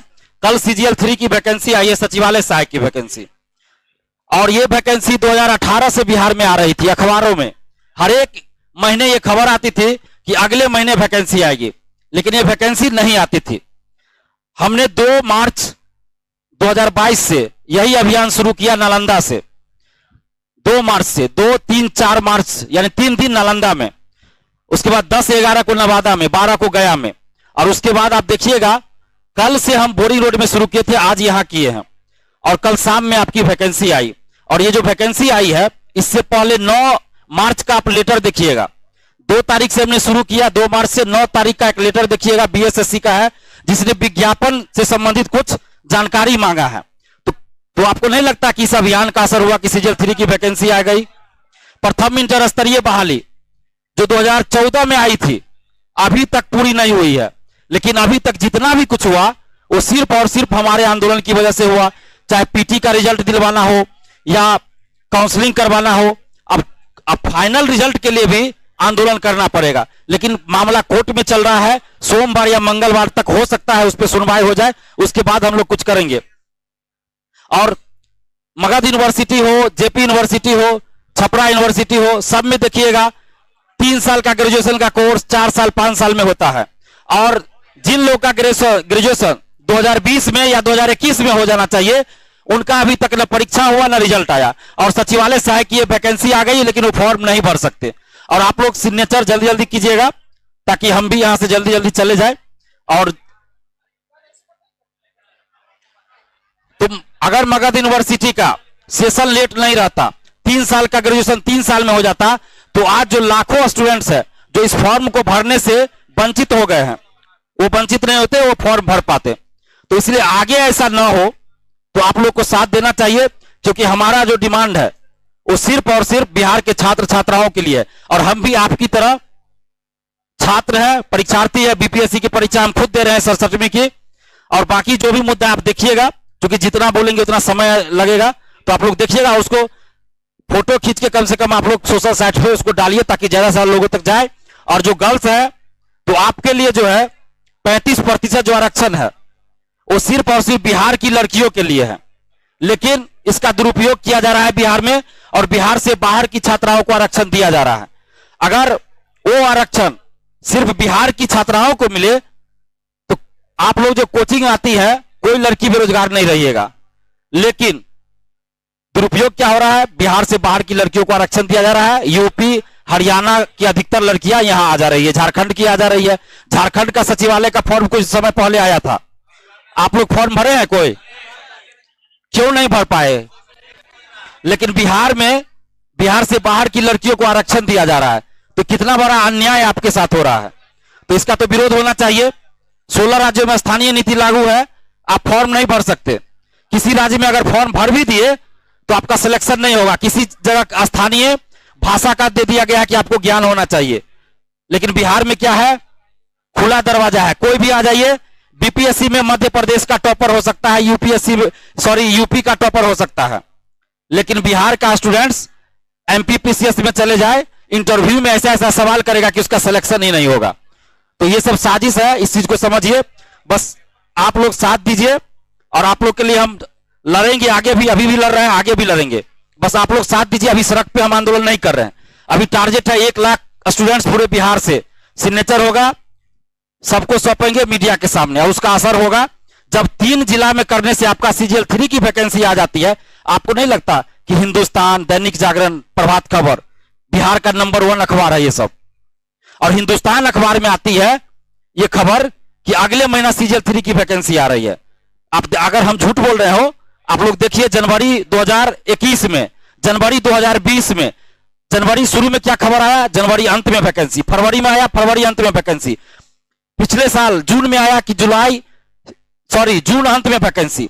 जब जून अंत आ गया तो आता है कि 3 दिन के अंदर वैकेंसी आएगी। हिंदुस्तान की खबर है ये, और सोचिए 3 दिन के जगह 3 महीना, तो क्या 1 साल अब होने जा रहा, लेकिन वैकेंसी नहीं आई थी। लेकिन जब से ये अभियान शुरू हुआ, नालंदा से हमने इसीलिए शुरू किया था, मुझे पता था कि नालंदा का असर होगा। क्यों? क्योंकि नीतीश जी का गृह जिला है, इसीलिए हमने शुरू किया। और दूसरी बात, नालंदा नालंदा वो धरती है जो आप लोग पढ़ते होगा, प्राचीन काल में दुनिया के लोग वहां आके पढ़ने आते थे, ज्ञान लेने आते थे। ये दोनों कारण था, और मीडिया वालों ने भी इसको इस तरह से दिखा दिया कि ये सीएम के गृह जिला में छात्र आंदोलन तो छात्र महाआंदोलन, तो उन लोगों ने बाकी का काम कर दिया, अखबार वालों ने वहां छाप दिया। तो उसका असर हुआ कि 2 से 4 तक हम वहां आंदोलन किए, और 9 तारीख को आपका शुरू हो गया सारी प्रक्रिया। तो आप लोग साथ दीजिए, आगे जो भी डिमांड है हम सब पे लड़ेंगे। और देखिए, हम कभी भी क्लास में तो बहुत कुछ हम नहीं बोल पा रहे हैं क्योंकि कोचिंग संस्थान है, लेकिन आप यूट्यूब पे देखिएगा, कोई हो, मुख्यमंत्री हो, कोई बड़ा नेता हो, अगर वो गलत करते हैं तो हम उनके खिलाफ बोलते हैं, डरते नहीं है।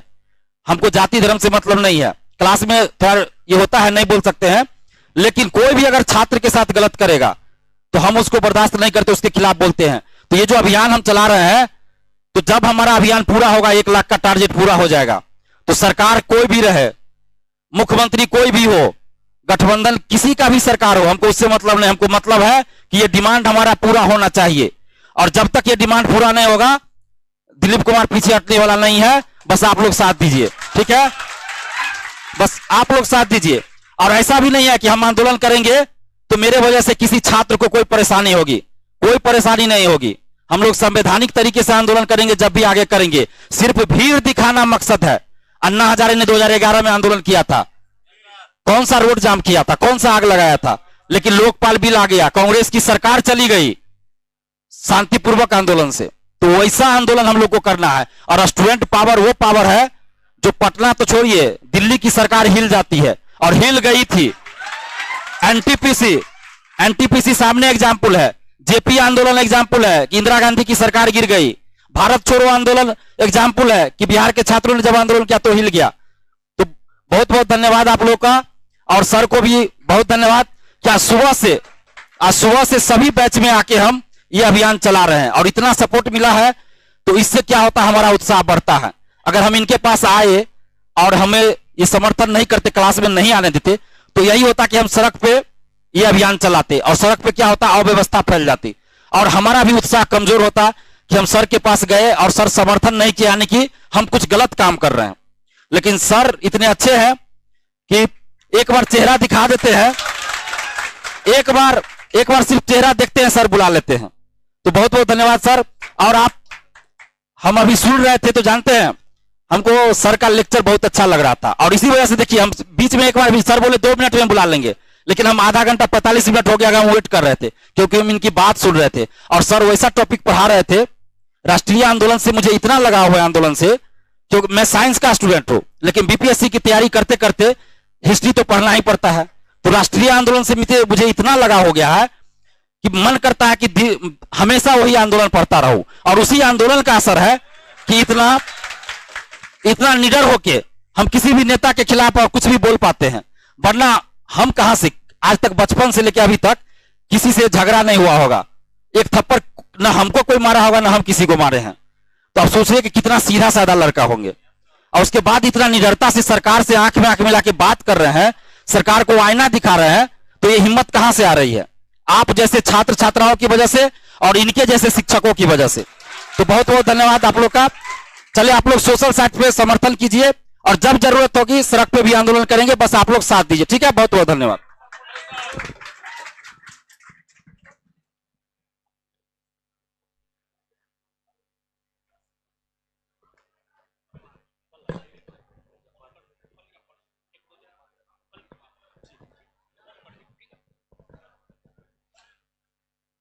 चलिए तो आइएगा। अब जो है आप लोगों को क्या करना है पता है? जो भारत शासन अधिनियम 1935, भारतीय स्वतंत्रता अधिनियम 1947, ये दोनों पढ़ाए हैं ना, 1 मिनट में उसको पढ़ जाइए। 1 मिनट में पढ़िए, तब क्वेश्चन करवाएंगे, क्वेश्चन पे आएंगे।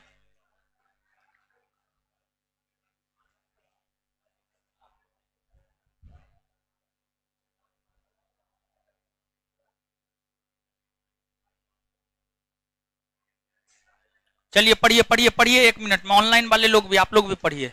ऑनलाइन वाला सब ठीक है? पढ़िए 1 मिनट में।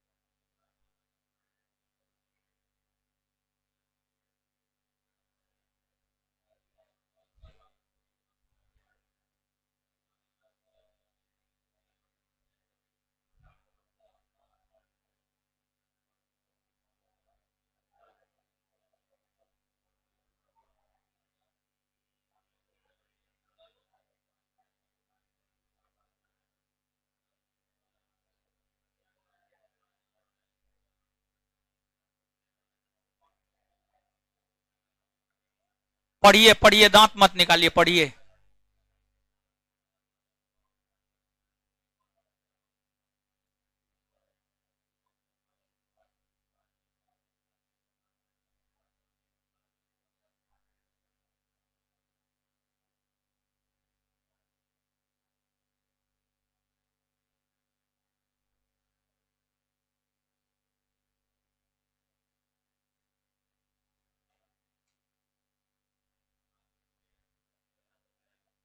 पढ़ लिए, पढ़ लिए। चलिए आइए तो एक बार याद कर लेते हैं। 1 मिनट में बस, सब 1 मिनट में याद हो जाएगा, ठीक है? टेंशन नहीं लेना है। अच्छा, जो भारत शासन अधिनियम 1935 है, ये अधिक महत्वपूर्ण क्यों है? क्योंकि ये भारतीय संविधान का सबसे महत्वपूर्ण स्रोत है। भारतीय संविधान में सबसे अधिक प्रावधान यहीं से लिए गए। इसका आंसर ये होगा। तो भारत शासन अधिनियम 1935 का महत्व क्यों है? ए भगवान, इसका मतलब आप लोग नहीं पढ़े, फिर से पढ़िए, पढ़िए ना, पढ़िए फिर से। इतना बढ़िया से समझाए और लिखा दिया, मां बकलोल हैं आप लोग है।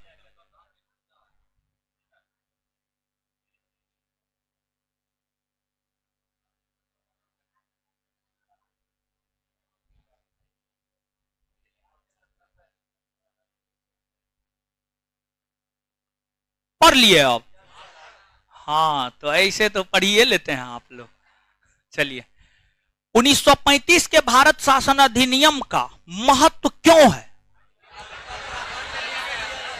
क्योंकि यह भारतीय संविधान का सबसे महत्वपूर्ण स्रोत है।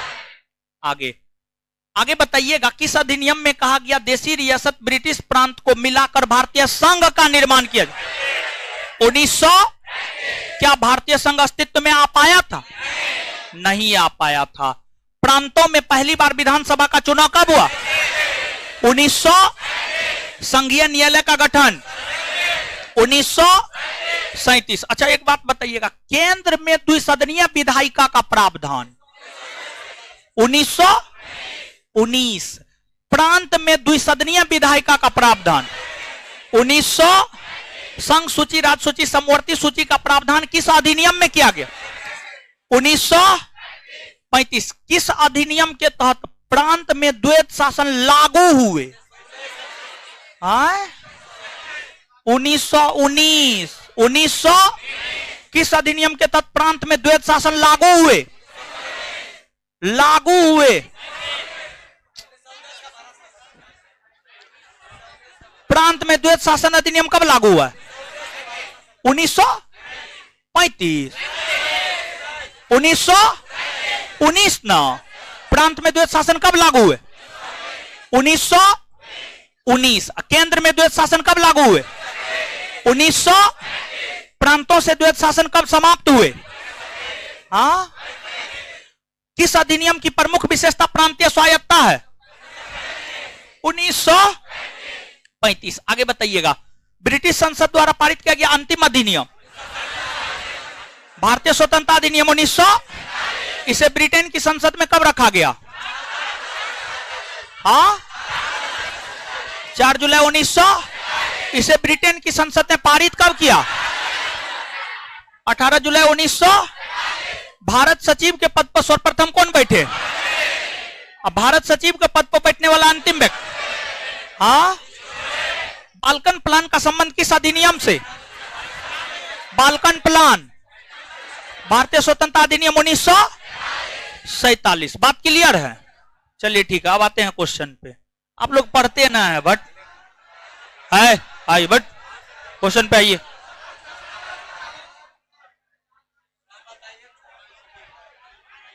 चलिए,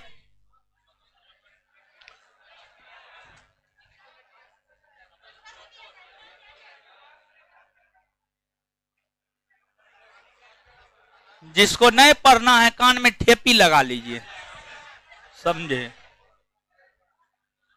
रेगुलेटिंग एक्ट कब पारित हुआ? 1700। अरे आप लोग क्वेश्चन हवा हवा में उड़ा दीजिएगा। चलिए, भारत के गवर्नर जनरल को किस एक्ट के द्वारा अपनी समिति के निर्णय को अस्वीकार करने का अधिकार मिला? 1786 का अमेंडमेंट। मार्ले मिंटो सुधार बिल किस वर्ष पारित? 1909। केंद्र में द्वैत शासन किस अधिनियम के तहत अंतर्गत स्थापित किया गया? हाँ, केंद्र में द्वैत शासन 1935। छूट गया।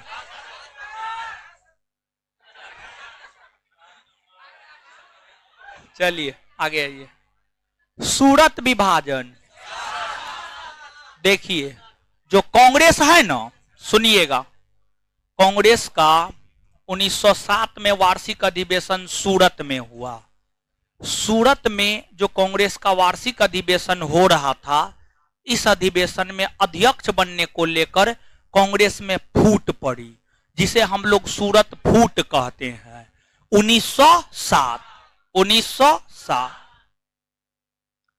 सांप्रदायिक अधिनिर्णय ब्रिटिश गवर्नमेंट के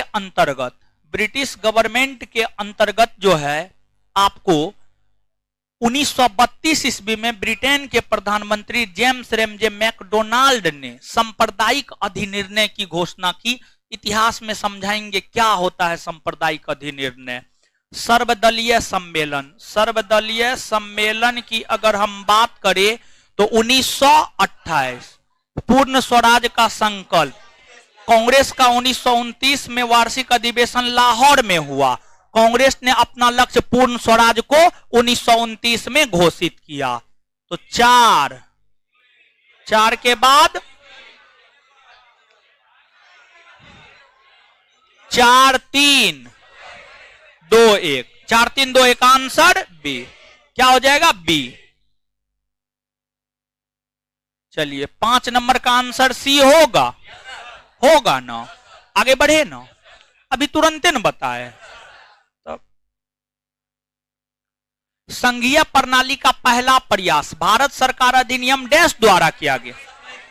संघीय प्रणाली प्रांत, ब्रिटिश प्रांत और देशी रियासत को मिलाकर भारतीय संघ का निर्माण होगा 1935। किस अधिनियम की प्रमुख विशेषता प्रांतीय स्वायत्तता थी? 1935। देखिए फटफट बन रहा है। महारानी विक्टोरिया को भारत की सम्राज्ञी नियुक्त किया गया 1858। भारत सरकार अधिनियम 1919 प्रांतों में द्वैध। भारत सरकार अधिनियम 1935 प्रांतीय स्वायत्तता। मिंटो मार्ले सुधार 1909 सांप्रदायिक निर्वाचन। भारत परिषद अधिनियम 1861 सती प्रथा का अंत। भारत परिषद अधिनियम 1858 ब्रिटिश शासन शक्ति में आया। अब मिलाइएगा 3-1-4-2-5 3-1-4-2-5 यानी आंसर क्या होगा? बी। सती प्रथा सिर्फ बंगाल में समाप्त 1829 में हुआ। 1830 में बंबई मद्रास में, पूरे भारत में 1861 में।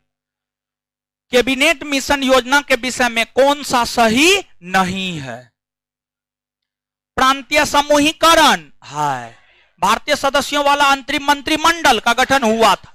पाकिस्तान की स्वीकृति ना, पाकिस्तान को जो स्वीकृति दी गई है माउंटबेटन योजना के तहत। माउंटबेटन योजना के नीचे से कॉपी में लिखिएगा। पाकिस्तान को स्वीकृति उसी चैप्टर में लिखिएगा। हे भगवान,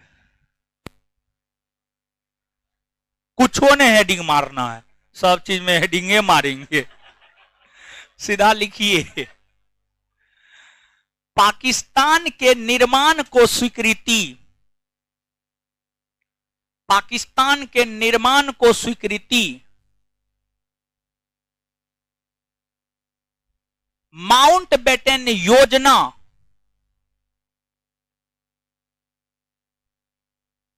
के तहत दिया गया था। पाकिस्तान के निर्माण को स्वीकृति माउंटबेटन योजना के तहत दिया गया था। माउंटबेटन योजना 3 जून 1947 में आया। ठीक है, आगे इतिहास में बताएंगे हो। देखिए जो आधुनिक भारतीय इतिहास है ना, उसका संबंध इंडियन पॉलिटी से है, समझे। भारत का संविधान लागू होने तक, गौर कीजिएगा, लेक्चर के दौरान बताए हैं लेकिन लिखाए नहीं है। भारत का संविधान लागू होने तक, स्वतंत्रता के पश्चात इसका शासन किसके अंतर्गत चलाया गया? देखिए क्वेश्चन क्या कह रहा है जानते हैं? देखिए समझिएगा, क्वेश्चन ही कह रहा है कि 1947 में भारत को आजादी मिली है। ये नहीं जानते हैं? हे भगवान, आप लोग का बड़ी बुरा हाल है। वो लगता है अगले क्लास से ओ आ से शुरू करेंगे। ओ आ पढ़ाएंगे, फिर ABCD पढ़ाएंगे, फिर A फॉर एप्पल पढ़ाएंगे, समझ, तब पढ़ाएंगे बिहार के प्रथम राष्ट्रपति, प्रथम मुख्यमंत्री, यहां से शुरू करना होगा। अब लगता है कुछ इस बैच में तकनीक अपनाना होगा। आप लोग परिचय दे रहे हैं कि एकदम पूरा चोरिए करके पास करके आए, मैट्रिक, इंटर, ग्रेजुएशन सब में छापे हैं ना, छापे हैं ना, वो अपने मन से लिखे हैं। अब भारत कब आजाद हुआ ही नहीं जानते हैं। चलिए, 1947 में देश को आजादी मिली। अब देश में संविधान लागू हुआ 1950, तो 1947 तक अंग्रेज था भारत में, तो अंग्रेज शासन कर रहा होगा। और 1950 में संविधान लागू हुआ तो संविधान के अनुरूप शासन प्रशासन हो रहा होगा। लेकिन 1947 से 1950 तक कैसे शासन चलाया गया, कौन शासन चलाया, तो 1947 से 1950 तक संविधान सभा ने शासन चलाया। संविधान सभा ने भारत शासन अधिनियम 1935 के अधिनियम के तहत शासन चलाया। तो आपसे पूछा जा रहा है किस अधिनियम के तहत चलाया गया, तो उत्तर क्या होगा? हाँ, 1935 के भारत सरकार अधिनियम के अनुसार। बकलोल है आप लोग, ये भी लिखिए, कॉपी में लिखिए, लिखिएगा। आजादी मिलने से संविधान लागू होने तक, यानी सब कॉपी सबको मोड़ मार के रख लेते हैं बैग में ना, कब छुट्टी मिले भागे, लगता हम जेल में बंद किए हुए हैं, सबको जेल में बंद किए हुए हैं। बताइए, आजादी मिलने से संविधान लागू होने तक, संविधान लागू होने तक देश में संविधान सभा ने, देश में संविधान सभा ने, देश में संविधान सभा ने 1935 के भारत शासन अधिनियम के तहत, 1935 के भारत शासन अधिनियम के तहत शासन प्रशासन चलाया।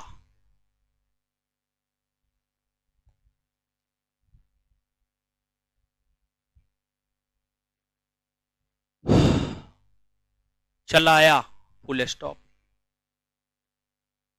चलिए, कौन सुमेलित नहीं है? मार्ले मिंटो सुधार सांप्रदायिक प्रतिनिधित्व, इसके तहत मुसलमानों के लिए अलग चुनाव शुरू हुआ था, तो उस सांप्रदायिक प्रतिनिधित्व नहीं हुआ। संप्रदाय के आधार पर चुनाव होगा, प्रतिनिधित्व करता होंगे, तो सही या गलत?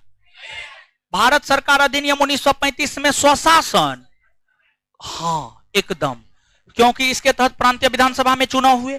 अब प्रांतीय विधानसभा के जो चुने हुए सदस्य थे वे शासन प्रशासन करना शुरू किए। कांग्रेस के लोग चुने गए तो वे लोग शासन प्रशासन करना शुरू किए, तो ये भी सुमेलित है। कैबिनेट मिशन योजना, संविधान सभा का गठन, कैबिनेट मिशन योजना के सिफारिश पर ही संविधान सभा का गठन 9 दिसंबर 1946 को हुआ। ये भी सही है। साइमन कमीशन के आधार पर भारत का विभाजन, भारत का विभाजन हुआ है माउंटबेटन योजना के तहत, माउंटबेटन योजना। तो ये क्या है? गलत। और चुनना क्या है? गलत। मतलब आंसर क्या होगा? डी। नीचे से लिखिएगा, भारत का विभाजन, भारत का विभाजन माउंटबेटन योजना के तहत हुआ है। भारत का विभाजन माउंटबेटन योजना के तहत हुआ है।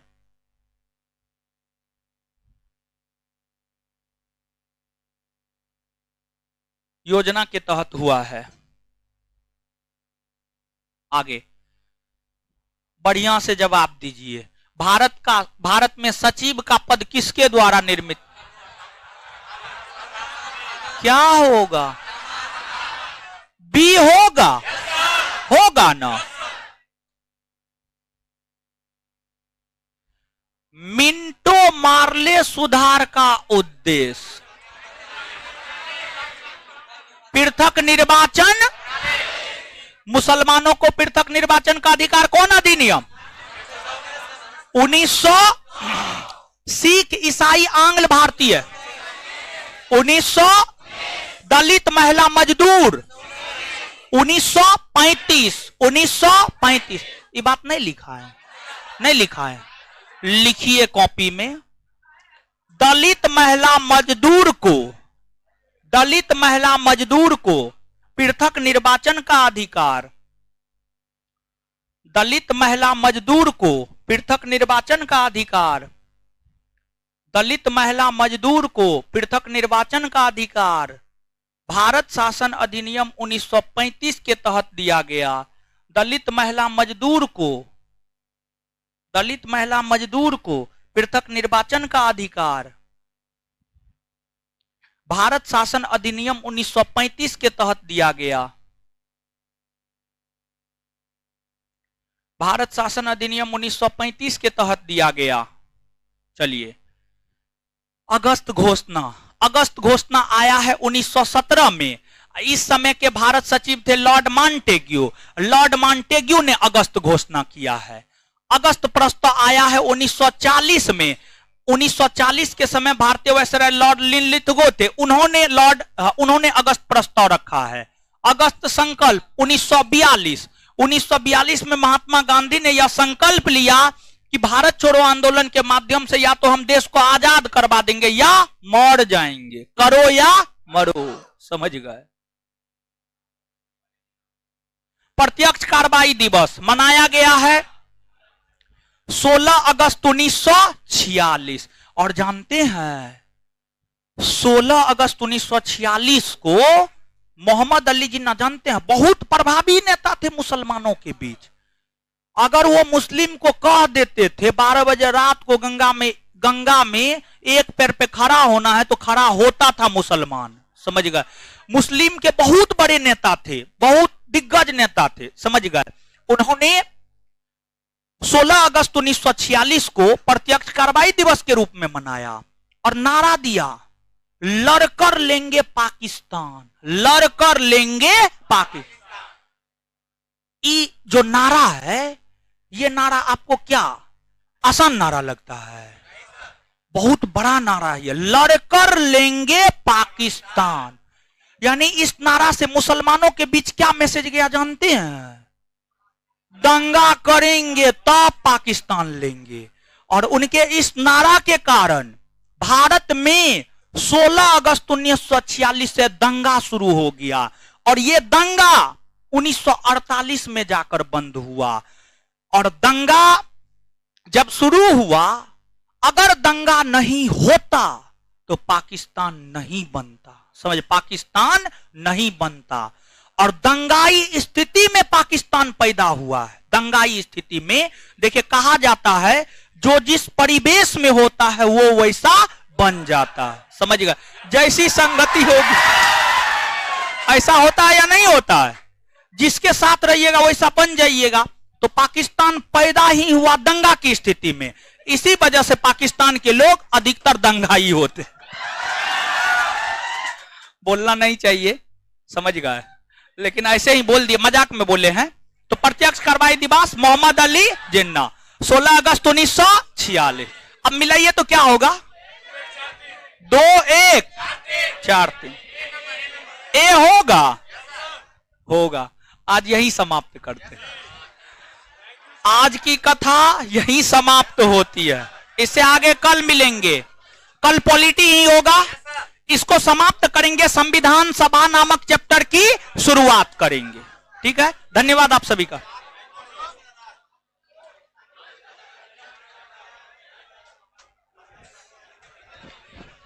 आराम से ऊपर पंखा है।